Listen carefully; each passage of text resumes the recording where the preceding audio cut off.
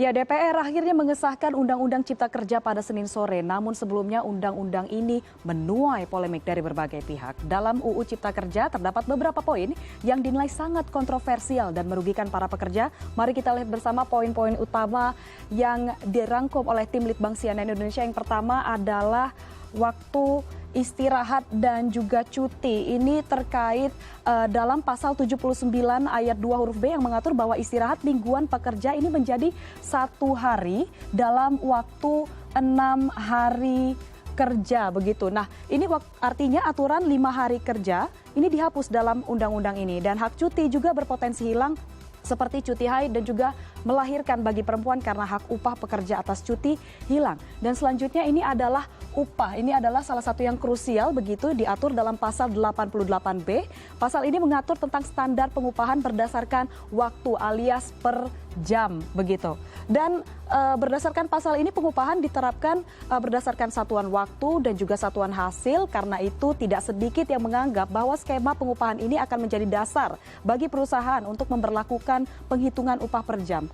Dan selain itu dalam pasal 88C ini disebutkan menetapkan upah minimum sebagai jaring pengaman. Nah, dalam hal ini kaitan upah minimum yang dimaksud adalah upah minimum provinsi. Pada poin ini banyak juga kekhawatiran terkait pemerintah tengah berupaya menghilangkan upah minimum kabupaten atau kota atau UMK melalui peraturan ini. Dan selain upah, hal lain yang menjadi kontroversi adalah jam kerja yang dinilai eksploitatif. Dalam pasal 77 Undang-Undang Nomor 13 Tahun 2003, pasal sebelumnya ini disebutkan mengenai pelaksanaan ketentuan waktu kerja, yakni 7 jam sehari untuk 6 hari kerja atau 8 jam sehari untuk 5 hari kerja. Nah, sementara pada UU Cipta Kerja pasal 77 ini disebutkan waktu kerja paling lama adalah 8 jam dalam waktu 1 hari dan 40 jam dalam waktu 1 minggu. Nah, selanjutnya poin yang menarik diperhatikan juga adalah mengenai penghapusan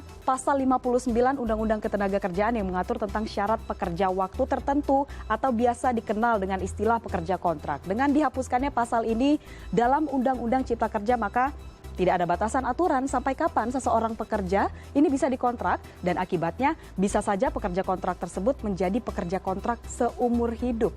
Nah, kita lihat poin selanjutnya adalah terkait tenaga kerja asing. Ini yang salah satu yang paling ditentang oleh serikat pekerja, yaitu pasal 42 yang mengatur tentang kemudahan para pekerja asing. Nah, dalam pasal tersebut disebutkan bahwa setiap pemberi kerja ini hanya diwajibkan membeli atau memiliki pengesahan rencana penggunaan TKA dari pemerintah pusat. Nah, ini berbeda dengan sebelumnya. Jika ini disahkan, maka tenaga kerja asing sudah tidak diharuskan lagi untuk mendapatkan izin tertulis dari menteri atau pejabat yang ditunjuk. Kemudian pernyataan atau pertanyaannya adalah ini siapa yang lantas bisa dimintai pertanggungjawaban atas kualitas dari para tenaga kerja asing ini.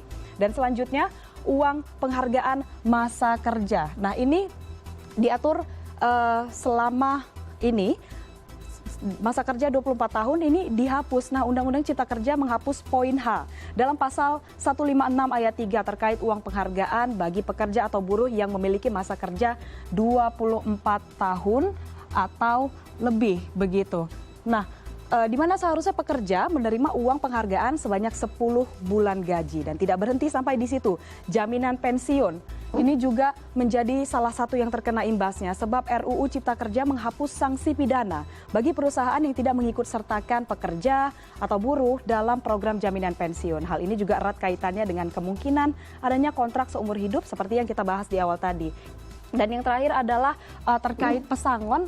Ini dalam Undang-Undang Cipta Kerja ini nilai pesangon dikurangi dari 32 bulan upah menjadi 25 bulan upah, dengan rincian 19 bulan dibayarkan oleh pengusaha dan 6 bulan dibayar oleh BPJS Ketenagakerjaan. Lalu dari mana BPJS Ketenagakerjaan ini mendapatkan dana untuk membayar pesangon?